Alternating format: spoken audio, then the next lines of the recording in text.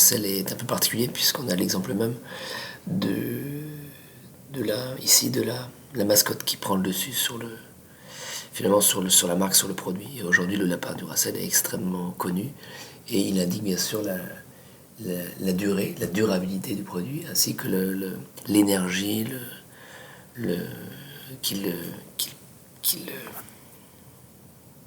l'énergie même du produit, quoi. Puisque Duracell, ce sont des piles. Je voudrais maintenant attirer votre attention sur la notion de charte graphique. Chaque entreprise qui a déjà une taille un peu conséquente, lorsqu'elle communique, décide non pas de communiquer à chaque fois dans ce qu'on appellerait du one-shot, c'est-à-dire que chaque campagne de communication venant s'ajouter les unes aux autres, elle va décider en fait, son service communication va décider de mettre au point souvent avec l'aide d'agences de communication ou de graphistes, de mettre au point ce qu'on appelle une charte graphique. Ici, j'ai décidé de vous montrer la charte graphique d'Étienne Robial, qui est un graphiste parisien connu et qui a inventé, il y a de ça désormais plus de 30 ans, la charte graphique du groupe Canal+. Et on peut voir que ça fonctionne, puisqu'aujourd'hui, la charte graphique est encore celle-là. D'accord ? Que ce soit pour Canal+, mais aussi toutes les chaînes liées au groupe Canal+. C'est-à-dire que Étienne Robial a dès le départ, proposé toute une déclinaison en fonction des émissions, en fonction des secteurs, en fonction des produits, des supports, papier, print, web. Tout a été réfléchi. C'est ça, une charte graphique. Et c'est ce qui fait que peu importe le service au sein de Canal+, qui communique à l'intérieur ou à l'extérieur de Canal+, ce service-là va utiliser la charte graphique de Canal+. Ça donne donc de l'unité et de l'originalité à une communication. Donc voilà, retenez ce terme de charte graphique.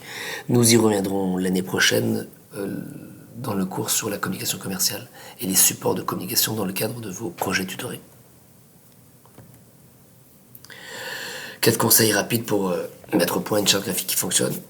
On pensera toujours à sélectionner quelque chose qui fonctionne. Donc une typo qui fonctionne, c'est une typo qui est à la fois claire et lisible.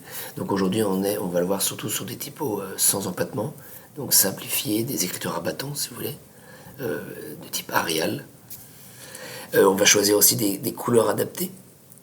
On va voir, mais c'est nos supports de cours, hein, je vous ramène toujours au support de cours, que bien sûr chaque couleur a sa symbolique, et comme je l'ai indiqué, je pense déjà lors du premier cours, chaque couleur possède à la fois des éléments positifs et des éléments négatifs. On va identifier, avant de créer sa charte graphique, tous les cas de figure dans lesquels on va avoir besoin de communiquer, pour que, par exemple, une couleur, une typo soit visible aussi bien sur une carte de visite que sur les véhicules de fonction de l'entreprise. Et bien souvent, parce qu'on n'a pas forcément les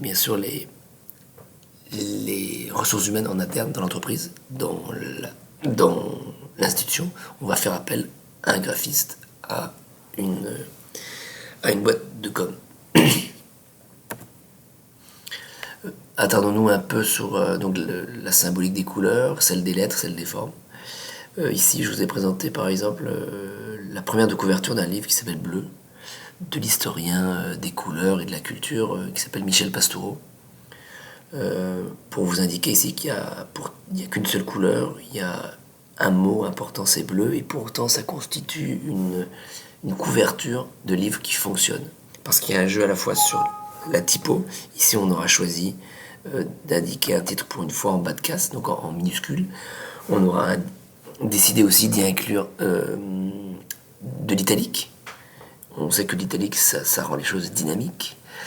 Et donc il y a tout un travail sur aussi l'espace entre les lettres. Donc, c'est un véritable travail de graphiste et de typographe. Parfois, le travail ne se voit pas. C'est tout le talent des gens dont le métier tourne autour du graphisme. Vous savez que la typo, peut-être pas que la typo la plus connue au monde, c'est le Times New Roman, qui a été mise au point par le New York Times aux États-Unis. Donc je vous indiquais tout à l'heure, je vous parlais tout à l'heure de